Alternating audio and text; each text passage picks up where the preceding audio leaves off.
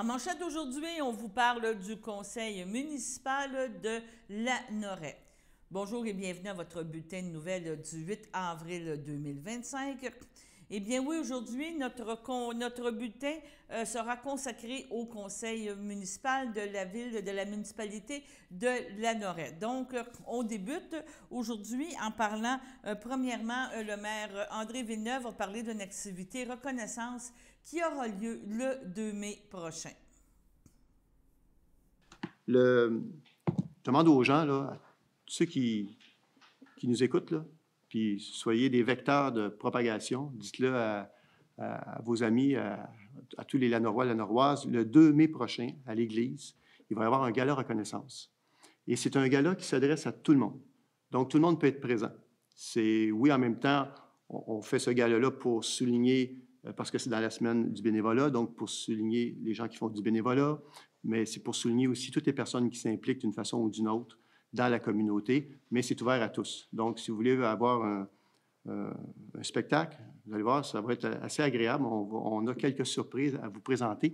Puis vous dire aussi qu'il y a plus d'une quarantaine de personnes qui ont été nominées, et de ces 40 personnes-là et plus, il va y avoir des gens qui vont être lauréats et lauréates dans des catégories. Il y a 12 catégories.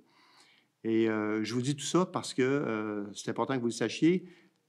Les gens, les 45, je pense, nominés et les lauréats et lauréates ont été choisis par environ un jury de 70 personnes.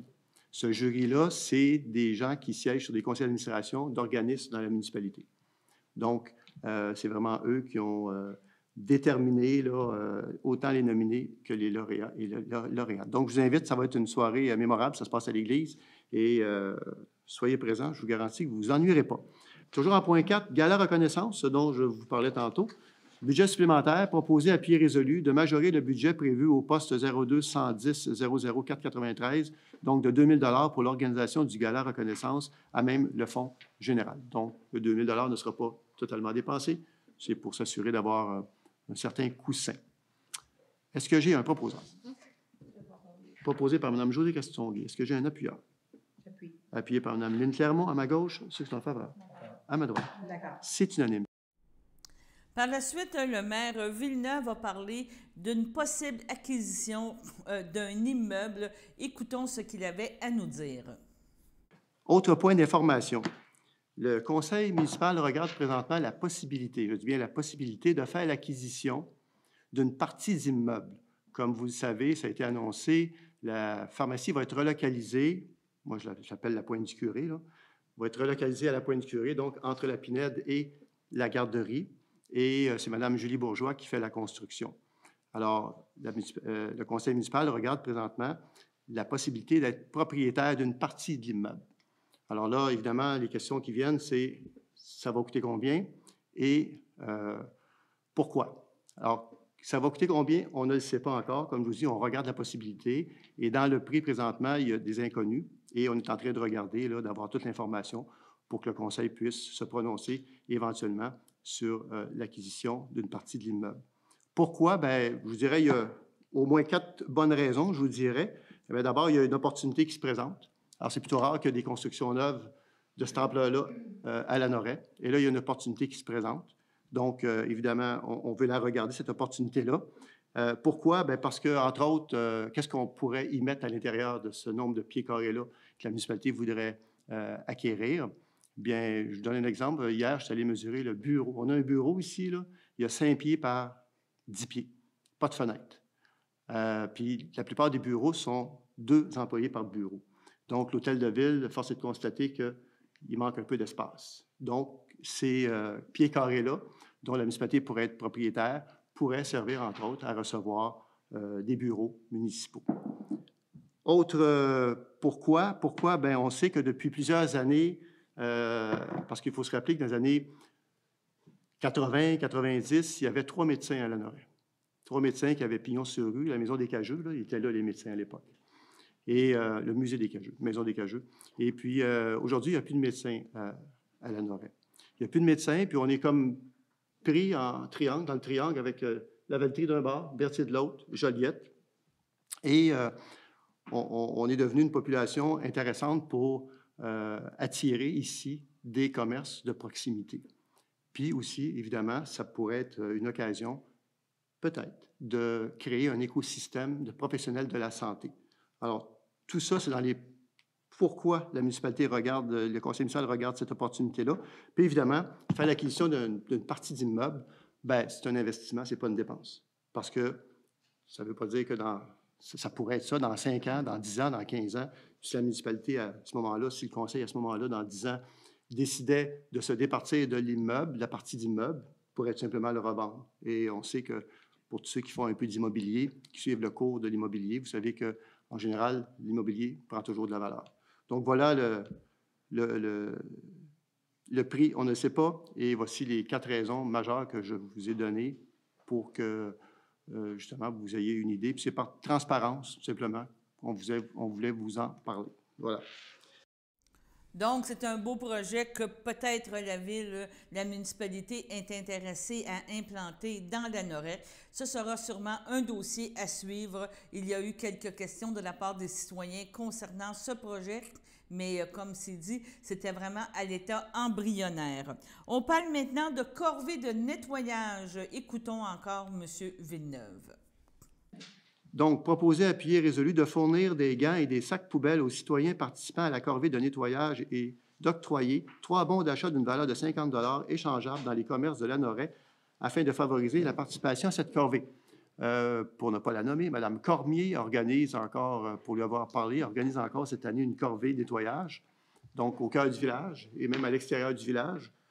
Parfois, il y a des gens qui demeurent à la campagne qui vont contacter Mme Cormier pour lui dire, bien, moi, je fais à l'ouest, telle rue à l'ouest du village, donc il n'y a pas d'exception. On peut faire la corvée à grandeur de la municipalité.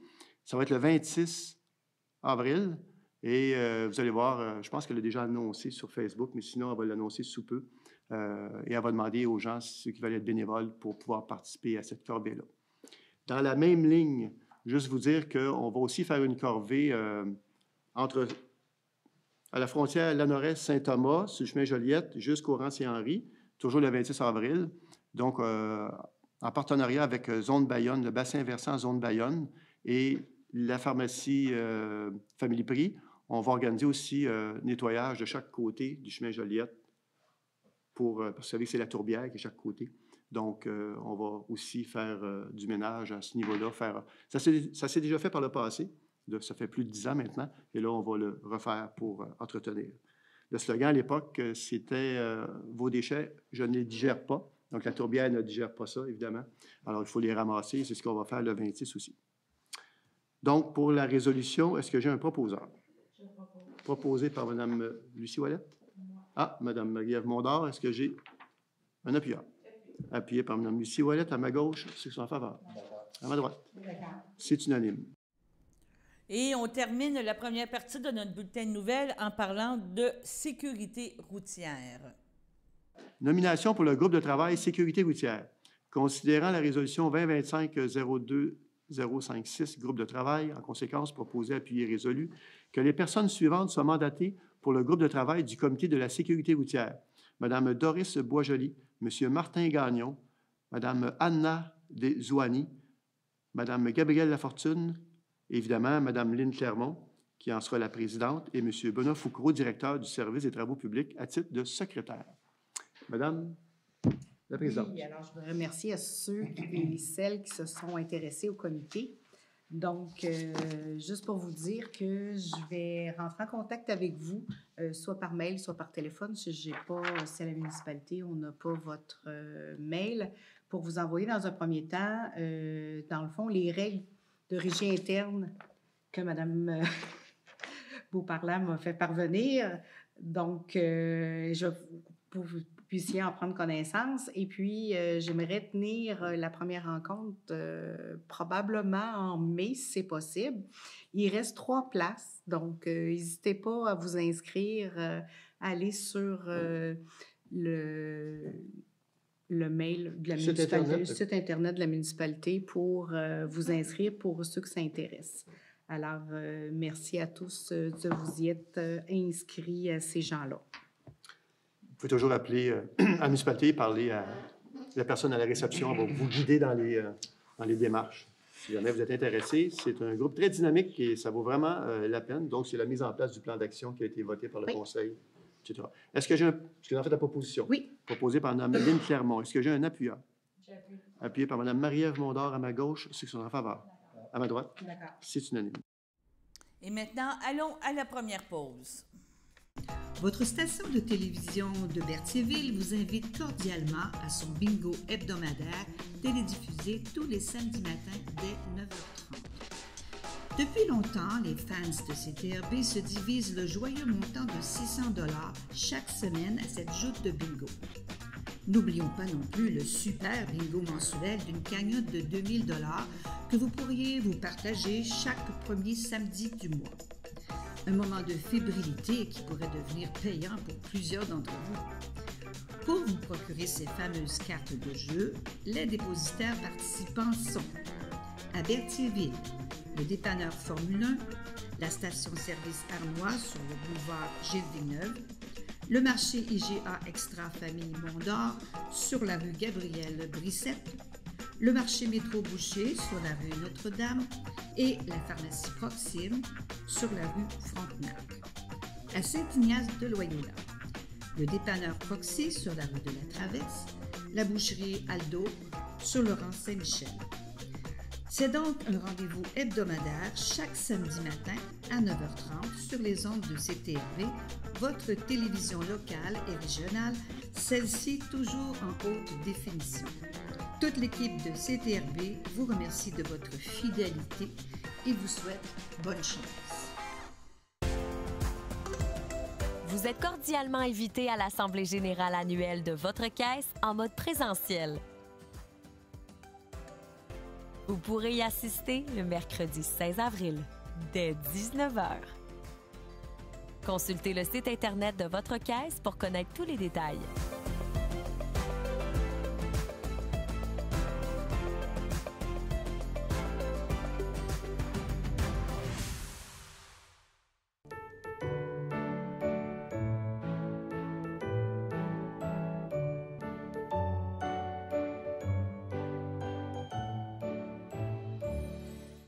Pour aujourd'hui, le 8 avril, la FADOC de l'île du Pas désire souhaiter bon anniversaire à Francine Grégoire. C'est votre anniversaire aujourd'hui.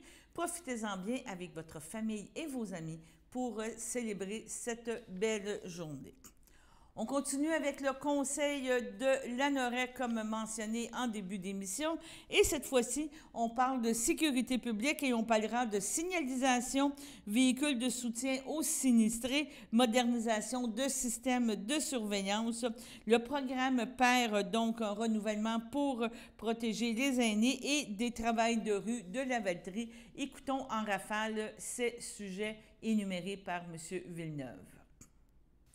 7.1, avis de motion et dépôt du projet de règlement 84-6-2025, modifiant le règlement 84-2013, limite de vitesse. La conseillère ou le conseiller donne avis de motion indiquant qu'un membre du conseil pourra proposer à la prochaine séance ou à toute autre séance subséquente du conseil un projet de règlement relatif aux limites de vitesse sur les rues Joseph-Alphonse Lusignan, la rue Lise, Richard et des Sœurs de la Providence, en partie, et dépose le projet de règlement 84-6-2025, lequel sera adopté à une séance subséquente. Ça vous va? En fait, ce qu'il faut savoir, c'est que quand on met la règle du 30 km/h, est-ce qu'on en parle ici? Limite de vitesse, bon, en fait, c'est parce qu'il y a des parcs tout près, et donc il faut à ce moment-là ajouter ces rues-là à la liste qu'on verra un peu plus tard, je pense bien. Voilà. Est-ce que j'ai quelqu'un qui donne avis de motion? Je donne avis de motion. Mme Lynne Clermont donne avis de motion. Ça nous amène à 7.1. Avis de motion et dépôt du projet de règlement 129-1-2025, modifiant le règlement 129-2023-stationnement. La conseillère ou le conseiller donne avis de motion indiquant qu'un membre du conseil pourra proposer à la prochaine séance ou à toute autre séance subséquente du conseil un projet de règlement modifiant le règlement 129-2023 relatif au stationnement et dépose le projet de règlement 129-1-2025, lequel sera adopté à une séance subséquente. Là, ici, on parle de la rue du Couvent, du côté pavillon, du pavillon du nouveau point de vue. On parle de la rue Champagne, donc quand on va vers le quai, puis on parle évidemment aussi du quai. Donc, on va venir mettre des interdictions de stationnement, notamment sur la rue du Couvent. Ça pose un problème pour la circulation. Même chose pour la rue Champagne, où ça pose un problème aussi. Et le quai, bien, il y aura une interdiction de 23 h jusqu'à 6 h le matin. Est-ce que j'ai quelqu'un qui donne avis de motion? Je donne avis de motion. Madame Lynne Clermont donne avis de motion. Véhicule de soutien aux sinistrés, entente. Considérant que le véhicule de soutien aux sinistrés entreposé à la caserne de Lanoraie n'est plus sous la responsabilité du service incendie de la MRC de Dautrey, considérant que l'organisme Soutien aux sinistrés de Lanaudière-Nord a pris en charge la gestion du véhicule de soutien aux sinistrés, en conséquence, proposé, appuyé, résolu, d'autoriser le directeur général et greffier trésorier à signer pour et au nom de la municipalité une entente avec l'organisme Soutien aux sinistrés de Lanaudière-Nord pour l'entreposage du véhicule de soutien aux sinistrés avec comme témoin le service incendie de la MRC de Dautrey, laquelle entente est jointe au présent pour en faire partie intégrante. En fait, de mémoire, c'est un ancien autobus que la MRC avait. On l'a donné à ce groupe de soutien-là. Ce ne sont que des bénévoles qui travaillent là. Et ils viennent en soutien, justement, lorsqu'il y a un sinistre avec leur autobus. Ils vont venir soutenir les gens ou les pompiers même. Donc, c'est le cas de le dire, c'est pour une très bonne cause, puis bravo aux bénévoles. Est-ce que j'ai quelqu'un qui en fait la proposition? Proposée par Mme Lucie Ouellette. Est-ce que j'ai un appuyeur? Appuyé par Mme Marie-Ève Mondard à ma gauche, ceux qui sont en faveur. À ma droite. C'est unanime. 7.3. Modernisation du système de surveillance, budget. Proposé, appuyé et résolu d'autoriser un budget de 5 000 $ pour l'achat d'un nouvel enregistreur numérique et le remplacement de certaines caméras de surveillance. Que cette somme soit prise à même le fonds général. On parle ici de... En fait, il faut dire que les caméras, le système qu'on a présentement, il est vieillissant. Donc là, on parle de rajeunir tout ça au quai, à l'hôtel de ville et à la caserne. Donc, on vient moderniser le système, qui est d'une nouvelle génération. Et c'est une question de sécurité aussi parce que, bon, il y avait des enjeux possiblement d'infiltration par les systèmes de caméras actuels. Donc, d'ailleurs, celle du quai, je pense qu'on l'utilise presque plus ou presque jamais, en fait. Alors là, on va les moderniser et ça va permettre justement d'avoir un meilleur suivi lorsqu'il arrive des pépins à ces endroits-là. Est-ce que j'ai un proposeur? Proposé par Mme Josée Castonguay. Est-ce que j'ai un appuyeur? Appuyé par Mme Marie-Ève Mondard à ma gauche, ceux qui sont en faveur. À ma droite. C'est unanime. 7.4. Programme PER. Service d'appel quotidien pour aînés. Considérant que la municipalité de Lanoraie souhaite contribuer au sentiment de sécurité des personnes aînées et des personnes vivant seules sur son territoire, considérant que le programme PER offre un service d'appel automatisé gratuit pour les usagers. En conséquence, proposé, appuyé, résolu de renouveler notre adhésion au programme PER pour la période du 1er mai 2025 au 30 avril 2026 et qu'un montant de 2 000 $ taxes en su soit autorisé à cette fin. Pour les gens qui nous écoutent, là, si vous connaissez des gens qui pourraient bénéficier de ce programme-là, c'est gratuit. Je pense qu'ils communiquent avec la pharmacie. Donc, ils vont pouvoir vous indiquer les modalités, comment s'inscrire. Puis voilà. Je pense que ça vaut la peine, là, quand on reçoit un coup de téléphone le matin, savoir si tout va bien, s'il n'y a pas de problème. Puis si les gens ne répondent pas, évidemment, à ce moment-là, il y a quelqu'un qui se déplace pour aller vérifier. Donc, gênez-vous pas, c'est un programme qui est gratuit. Alors, utilisez-le, ceux qui en ont besoin, c'est important. Est-ce que j'ai un proposeur? Proposé par Mme Josée Castonguay. Est-ce que j'ai un appuyeur? Appuyé par Mme Marie-Ève Mondard à ma gauche, ceux qui sont en faveur. À ma droite. C'est unanime. 7.5. Travail de rue Lavaltrie. Proposé, appuyé, résolu de verser une contribution de 13 000 $ pour les services rendus par la Truelle pour la période 24-25 et que cette somme soit prise à même le fonds général. Ce qu'il faut savoir, c'est que le paiement de cette somme-là, l'année 2025, en fait, 25 finissait le 31 mars, finissait hier. Donc, on paye l'année qu'on vient de passer. Et pour l'année qui s'en vient, on attend des documents de la part de la Truelle pour pouvoir aller de l'avant pour régler la somme 25-26. Est-ce que j'ai un proposeur? Je propose. Proposé par Mme Lynne Clermont. Est-ce que j'ai un appuyeur? Appuyé par Mme Josée Castonguay. À ma gauche, ceux qui sont en faveur. À ma droite. C'est unanime. On continuera dans un prochain bulletin à vous parler des points importants du Conseil de Lanoraie. Sur ça, allons à la pause. Bonjour à tous, ici Yves Perron, votre candidat du Bloc québécois dans Berthier-Masquinongé. Les changements climatiques représentent l'un des plus grands défis auxquels nous devons faire face. Ils ont déjà commencé à se manifester et leurs effets sont dévastateurs, serait responsable d'une augmentation de 8,3 du panier de l'épicerie selon la dernière étude de l'IREC. Sans compter les coûts d'assurance habitation, les coûts par personne, par année de l'inaction climatique sont épouvantables. Au moment où tout est critique, le Canada nous ramène ses vieux projets d'oléoduc et de gazoduc, dont Énergie Est, dont le tracé passerait ici dans les tourbières de la Noret, détruisant ainsi notre environnement et visant à augmenter la production du pétrole le plus polluant au monde. Nous devons pouvoir compter sur l'équipe du Bloc pour dire non. Il faut se le dire, nous sommes maintenant seuls à vouloir garantir un environnement sain pour des générations entières. D'ici l'indépendance, vous pouvez compter sur les gens du Bloc québécois pour tirer vers le haut nos voisins du Canada. Voici une plaque porte-clés des amputés de cœur. Quand vous utilisez une plaque porte-clés, vous protégez vos clés. Si vous les perdez, la personne qui les trouvera pourra appeler au numéro au dos de la plaque. Ou les déposer dans une boîte aux lettres. Puis, les amputés de guerre vous retourneront vos clés. Gratuitement! Commandez vos plaques porte-clés aujourd'hui à amputédeguerre.ca. Et améliorer la vie des personnes amputées comme moi. Merci.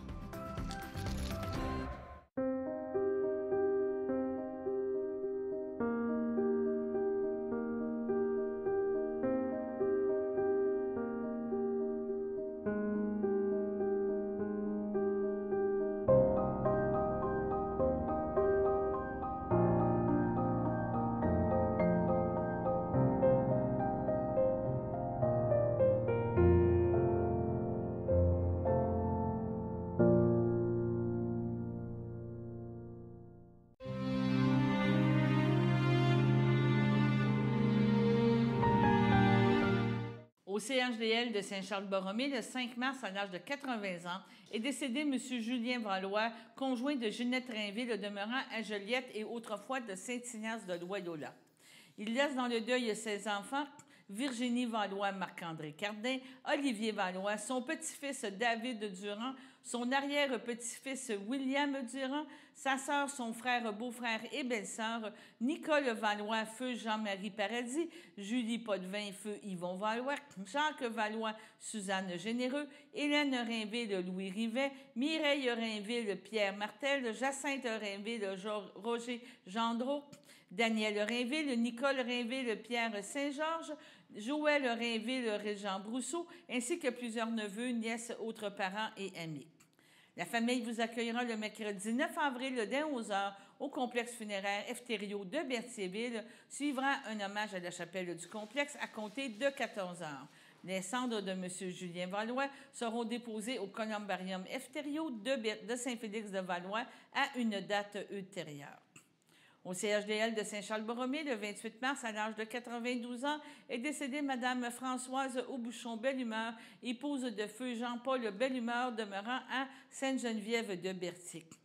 L'ayant précédé sa petite-fille Myriam, elle laisse dans le deuil ses enfants, René Bellumeur, Manon Desrosiers, Suzanne Bellumeur, Marcel Lambert, Joanne Bellumeur, Robert Bruno, Jean Bellumeur, Carmen Julien, ses petits-enfants, Marie-Ève Bellumeur, Alexandre Clément, Audrey Bellumeur, Valérie Lambert, Sophie Lambert, Kevin Giroux, Martin Bruno, Chai Wellington, Annick Bellumeur, Florian Miliro, Julien Bellumeur, Alexandra Roy, 16-8 arrière-petits-enfants, Tristan, Victor, Justine, Maxime, Laurent, Flavie, Benjamin et Livia, sa sœur et son frère, belle-sœur et beau-frère, Louisette Aubuchon, feu Gilles Rinfrain, François Aubuchon de Loris de Lille, Adèle Gosselin, feu Paul Aubuchon, Janine Clermont, feu Gilles Bellumeur, Françoise Poulette, feu Fernand Bellumeur, Claudette Bellumeur, Marc-Henri Milot, ainsi que plusieurs neveux, nièces, autres parents et amis. La famille vous accueillera le vendredi 11 avril dès 11h au complexe funéraire Efterio de Berthierville. Suivra un hommage à la chapelle du complexe à compter de 15h. Madame Françoise Aubuchon sera inhumée au cimetière de Berthierville le même jour. Au CHSLD par Phila Ferland, le 27 février, à l'âge de 95 ans, est décédée Madame Marie-Thérèse Tarte, demeurant à Saint-Charles-Borromée. Elle laisse dans le deuil sa sœur Marie, sa belle-sœur Pierrette Lassalle, feu François-Xavier, ses neveux et nièces Roland Colette Dugas, Jaline Michel Archambault, Robert Nicole Bellemare, Maurice Lucie Pagé, Denise Philippe Arsenault, Aline Feu Laurent Lépine, Benoît Louise Servant, Guy Marielle Plante, Florence Yves Laperrière, ainsi que d'autres parents et amis.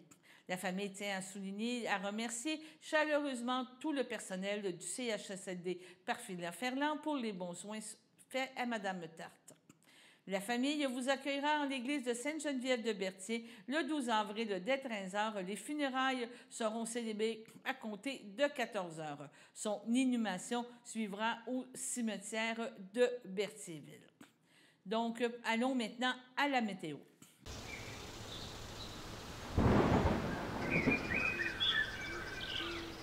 Bienvenue à votre météo de cette semaine. Aujourd'hui, mardi soir, ce sera de la faible neige, une température de -3, un temps ressenti de -10, environ 1 cm de neige. Mardi nuit, ce sera un ciel variable, une température de -10, un temps ressenti de -16. Mercredi matin, ce sera généralement ensoleillé, une température de -8, un temps ressenti de -14. Mercredi après-midi, ce sera un ciel variable, une température de 1, un temps ressenti de -4. Mercredi soir, ce sera des passages nuageux, une température de -3, un temps ressenti de -8. Mercredi nuit, ce sera dégagé, une température de -8, un temps ressenti de -13. Et voilà, c'était tout pour votre météo.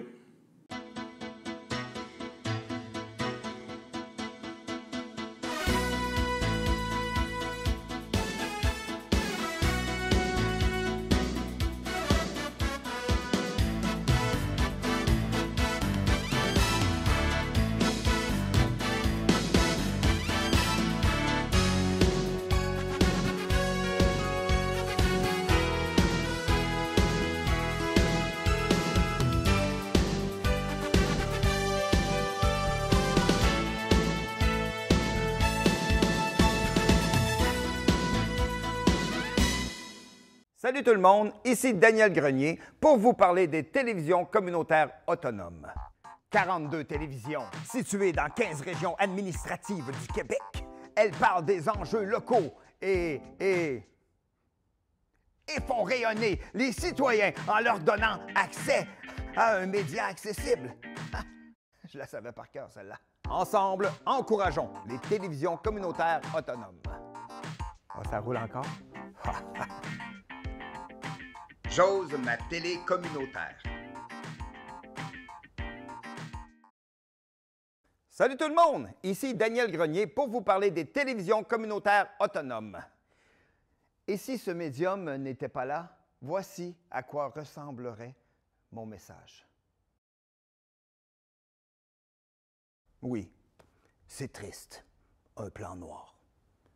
Ça aurait pu être beaucoup plus triste si j'avais rajouté cette petite chanson triste sur le plan noir. Mais bon, là n'est pas le point. Diversité de contenu, gestion indépendante locale, sans oublier une participation active à la communauté. Et j'en passe. Et j'en passe beaucoup à part de ça, car la TCA, c'est beaucoup plus que ça. Ah oui, la TCA, c'est nous. Hey, ça ferait un bon slogan, ça. Plus que la TCA, que c'est ça? Ben oui, ça serait meilleur que ça. En tout cas, la TCA est un incubateur de talent, là où la créativité est célébrée. Ensemble, encourageons les télévisions communautaires autonomes. Salut! Toi qui écoutais ce message. J'ose ma télé communautaire.